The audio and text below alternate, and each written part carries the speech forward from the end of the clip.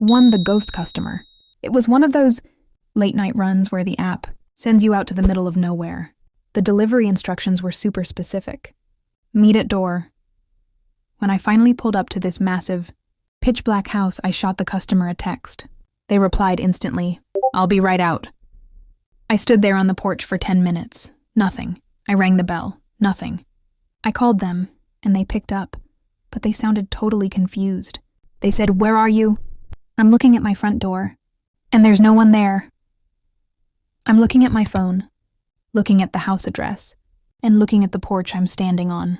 I said, "I am literally standing on your front porch right now." There was a long, dead silence on the other end before they whispered, "Then who is looking out my window?" I didn't even drop the food. I just ran. 2. The unsettling hand it to me.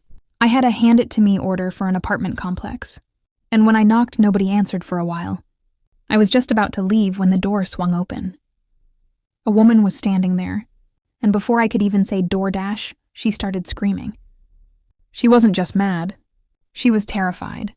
She was yelling, "Who are you? Why are you at my door? I didn't order anything." I tried to show her the app, but she just kept backing away into her apartment, staring at me like I was a criminal. Then I get a call on my phone from the actual customer. She's screaming at me too, asking why I'm taking so long and why I'm causing a scene. Both women were shouting at the same time. One from the apartment, one through my phone, and I just dropped the bag in the hallway and sprinted to the elevator. I've never felt that level of pure, unhinged panic in my life. 3. The locked-in nightmare. The app took me down this long, gated driveway that had private property signs everywhere. It felt wrong, but there was a handwritten note taped to the gate that said, "DoorDash, just come on in." I should have listened to my gut. I walked up to the house and the front door was wide open.